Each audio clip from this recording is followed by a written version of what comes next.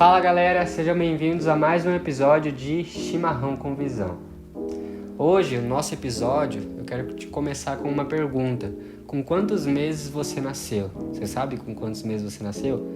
Às vezes você ouvindo essa pergunta, você já sabe o que nós vamos abordar nesse tempo, né? Nesse assunto de hoje. Nós vamos falar sobre um tempo de espera, né?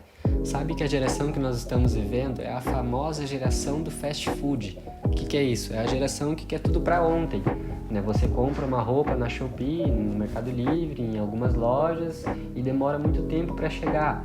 E aí você reclama, né? Você não tá na idade de namorar e você começa a namorar com 12, 13 anos.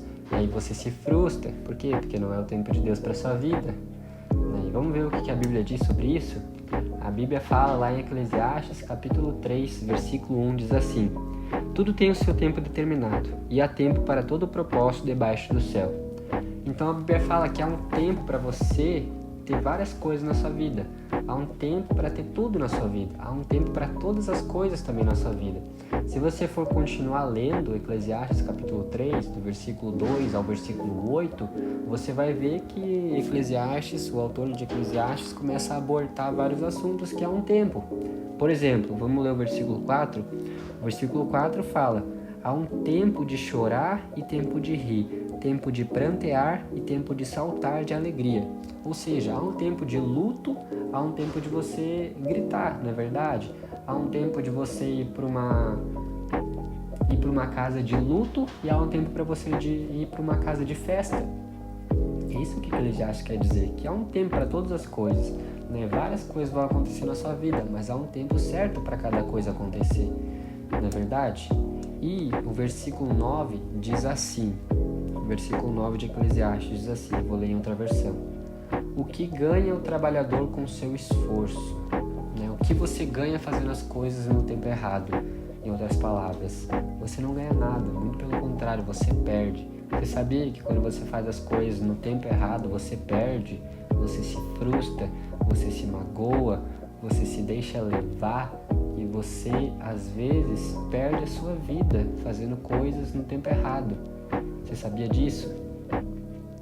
Quero te mostrar um exemplo de um homem de Deus que fez uma coisa que era de Deus, mas ele fez no tempo errado e com a pessoa errada.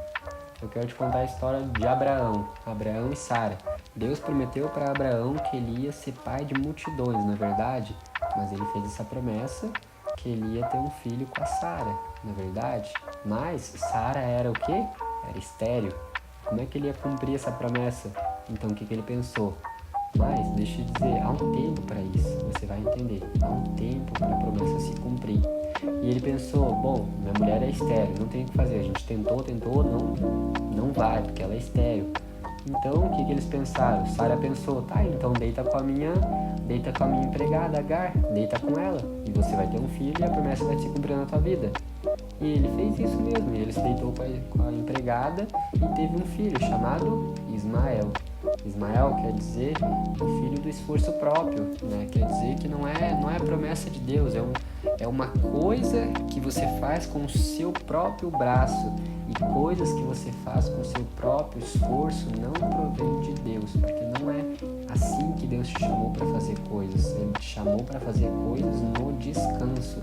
Você lembra quando Paulo disse: esforcemo-nos para entrar no descanso? E Abraão, ele não descansou, muito pelo contrário, Deus prometeu para ele ouviu Deus dizer, né? Ele contou as estrelas, lembra? Ele pensou, meu Deus, tenho que correr atrás da promessa, mas não é assim, né? A Bíblia fala que a única coisa que você deve fazer é crer, você deve somente crer na promessa e ela vai se cumprir, crer e descansar. Então, por Abraão ter feito essa coisa errada, ele se frustrou, ele se indignou, ele se magoou, as coisas não aconteciam na vida dele, até que um dia, quando ele decidiu descansar e esperar o tempo de Deus, a promessa enfim se cumpriu e nasceu Isaac. De quem? De Sara. Então, quando ele decidiu descansar e esperar, aconteceu. Mas há coisas que acontecem nesse meio tempo, do tempo que ele teve Ismael até ele ter Isaac. O que aconteceu? né? Ele se frustrou, ele se magoou, como eu disse, e o tempo da promessa até se delongou. Ele demorou mais tempo para se cumprir realmente a promessa. Por quê? Porque quando você faz as coisas no seu tempo, elas até permanecem. Elas até ficam ali 1, 2, 3, 4 anos. Você até consegue durar isso, mas depois elas vão embora, né? Eclesiastes capítulo 3, versículo 14, diz assim, para nós finalizar: sei que tudo o que Deus faz permanecerá para sempre. Então, ou seja, as coisas que você faz não permanecem. Você pode até querer ter uma coisa, você vai conseguir ter, você consegue ter coisas, mas elas não vão permanecer, porque não provém de Deus. E quando você faz coisas no tempo certo, no tempo de Deus, com Deus, elas permanecem para sempre. E elas vão permanecer. Então decida hoje fazer as coisas no tempo certo. Por exemplo, namorar. Quantos jovens hoje em dia eu vejo com 13 anos querendo namorar? É a coisa certa, mas no momento errado. E quando você faz a coisa certa no momento errado, você se magoa, você se frustra.